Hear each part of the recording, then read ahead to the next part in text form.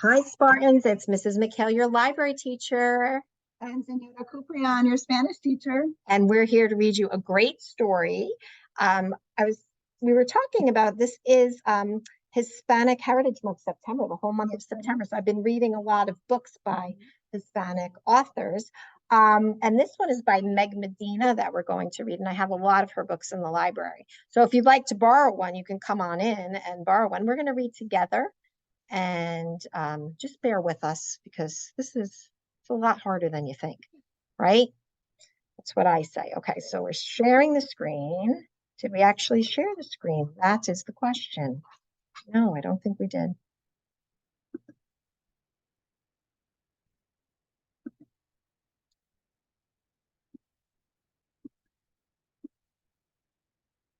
Here we go. Sorry. Just story of my life today. Okay, share. There we go. There we go. Okay, so we're going to start with the book is called Mango, Abuela, and Me. And like I said, it's by Meg Medina and it's illustrated by Angela Dominguez. She comes to us in winter, leaving behind her sunny house that rested between two snaking rivers. Her old place was too much for just one. Mommy tells me as we make room in my dresser for her clothes. And too far away for us to help. Poppy adds. Abuela belongs with us now, Mia. But I still feel shy when I meet this faraway grandma. Pam, pam. Poppy unfolds Abuela's bed and slides it right next to mine. Get to know each other, He says. But when I show Abuela my new book, she can't unlock the English words. We can only look at the pictures and watch Edmund race on his wheel. Then, just before we turn out the light, she pulls out two things tucked inside the satin pocket of her suitcase. A feather, una pluma, from a wild parrot that roosted in her mango trees, and a snapshot, una fotografía, of a young man with Poppy's smile.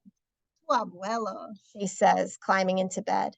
Snuggled in my pajamas, I smell the flowers in her hair, sugar and cinnamon baked into her skin. And that night, I dream of a red bird circling in the sky. The rest of the winter, while Mommy and Poppy are at work, Abuela waits for me to get home from school. Then we bundle up in thick socks and handmade sweaters to walk to the park and toss bread to the sparrows. Mi Espanol is not good enough to tell her the things an abuela should know, like how I'm the very best in art and how I can run as fast as the boys.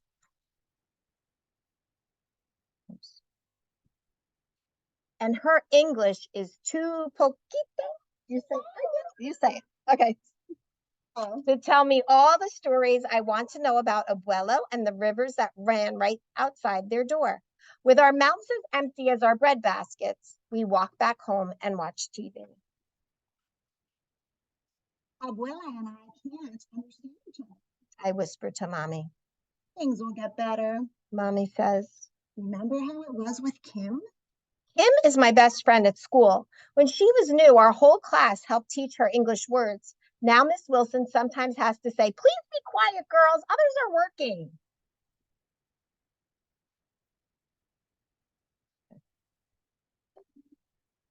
After school the next day, while Abuela and I are making meat pies for our snack, I pretend I'm Miss Wilson. Dough, I say, pointing to the ball. Abuela says, Dough, masa, and rolls it flat. Masa, I say. She drops a spoonful of meat in place. Carne, I say. Meat. Pasas, Raisins. aceite, Oil. And then I remember the word cards we taped in our classroom to help Kim. So while Abuela fries our empanadas, I put up word cards too, until everything is covered, even Edmund. Soon we are playing oye, y di. Hear and say all around the house. But that night, she still calls my pillow a palo, and she says Edmund is a gangster. We'll keep practicing, I whisper. But the next day, I cannot practice with Abuela after all. Edmund has run out of his favorite seeds, so Mommy and I have to ride the bus downtown to buy more. Sometimes there are kittens sleeping in the pet shop window, but when we arrive this time, something even better is behind the glass. Look, I say. The window has become a jungle filled with birds, and right in the middle is a parrot staring at us with black bean eyes. I press my nose to the glass, thinking of the red feather Abuela gave me. Let's buy him, I tell Mommy. But Mia, you already. Mommy says.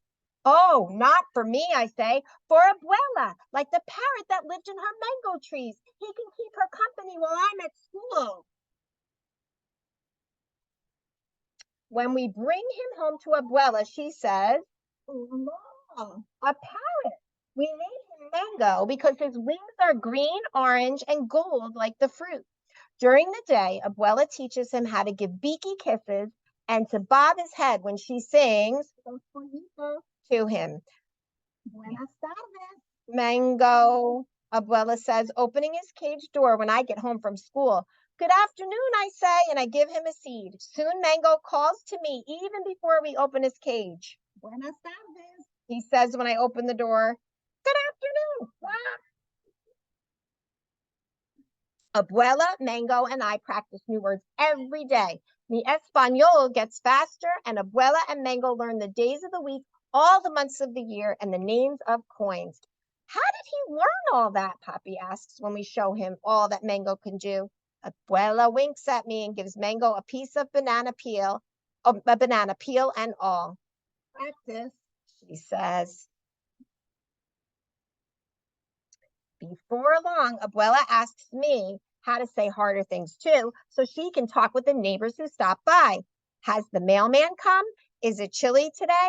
Can I get you some cookies and lemonade? And soon when friends stop by to see Mango's latest tricks, they can understand everything Abuela says.